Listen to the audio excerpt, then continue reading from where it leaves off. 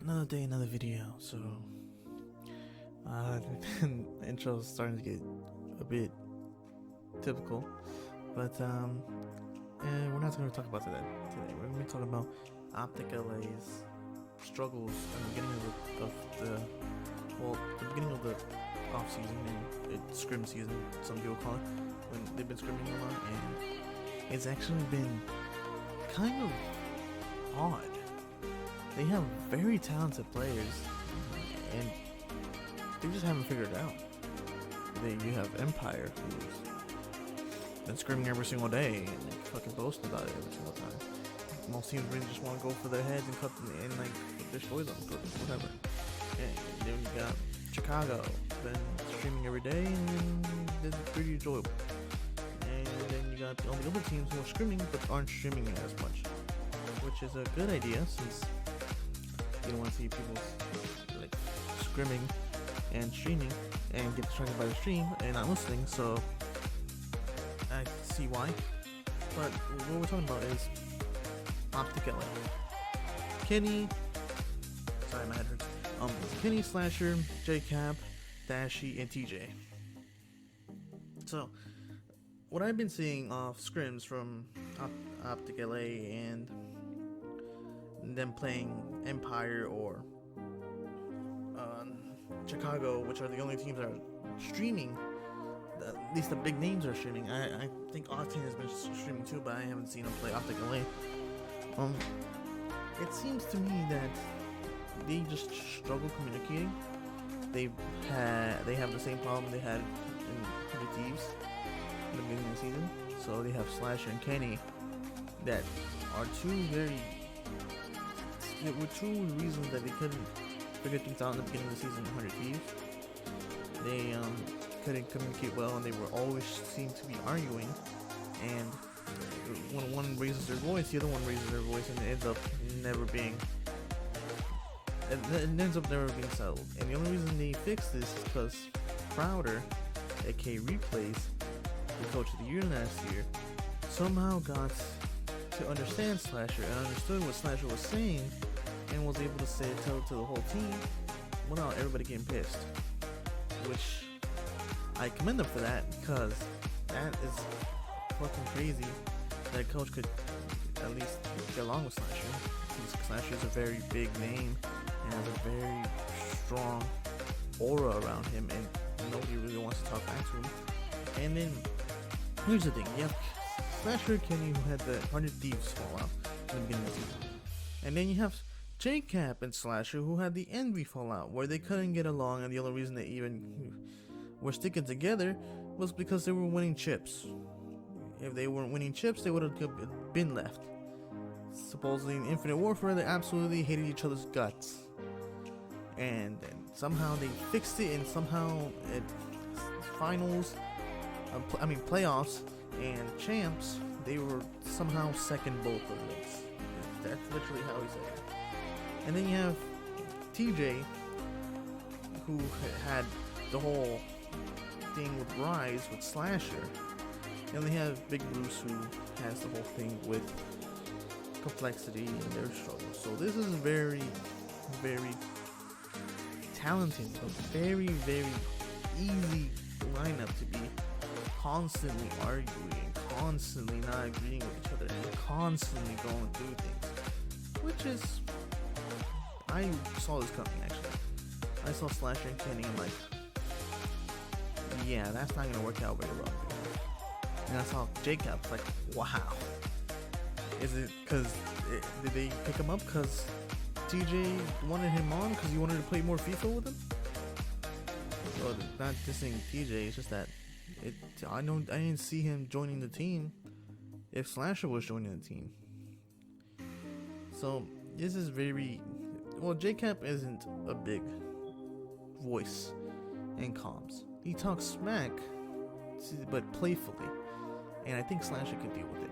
And when they are arguing, J-Cap seems to be like the small voice in the background trying to calm everybody down, but seems to not be able to be very effective, like how Enable was last year. And now you have Slasher and Kenny arguing, well, not arguing, just having two big voices and not knowing what to settle on for communication. And you have TJ not saying a word, Jacob trying to say something but it's very light, and then Bruce saying nothing. Well, I think he's commented a couple times, but he's like getting into arguments. So here's the thing: two very big voices. They argue a lot. They can't decide on what and settle what the argument is. And then the three other guys who are trying. Well, one of them's trying, and the other two are not trying. It's obviously going to lead to the two big guys constantly arguing, and then the other three having to choose which side, and eventually the team breaking up. So this team needs to get a coach like Crowder that it could settle them down and calm them down after like a loss, because these guys have not been winning maps. I've been playing this. I've been watching this team play these big organizations and big teams and getting a 100-point club or 50-point club. It's like, wow. And then whenever they do like make it competitive, instead of playing scrims and actually playing scrims, if TJ smokes somebody, which is it can't happen because it's pros, they're not gonna be 100% the whole time. He just shoots their body and then runs off. Not that TJ's a problem. It's just that they're scrimming. It's not the season yet. Why shoot somebody's body in a scrim? Whatever. It's just that it's really tough to say that this team's gonna figure it out soon. I believe they're not gonna be figured out by the first event, but by the end of the season, hopefully they figured out like how Envy was. Because Slash's teams always seem to be rough in the beginning and then good at the end. And hopefully it's like that. The only reason I haven't said that maybe figured out because in Rise Slasher was able to communicate with his teammates is because Looney was there. Looney seemed to be the voice that everybody listened to. Or Gunless. Now you only have Kenny. And the only thing Kenny's got to show is winning chips with Slasher. Or chips with TK. Which was one in the beginning. And then one all the way in playoffs. I think. Yeah, playoffs. And then second in champs. So Slasher's got the edge on him. So Slasher's gonna be the big voice. And if the team can't understand Slasher, like how they couldn't in 100 Thieves, it's not gonna work out. So this team, the solution to this is this team needs to get a coach, a good coach, a big name coach, a coach that they can respect. TP's on the market. You can bring TP in and he'll sit it down the team. He's had to deal with Crim 6 and he's understood Crim 6 and he can settle down the team. I would say get Crowder, but Crowder's already signed to Atlanta, so you've already lost your chance there.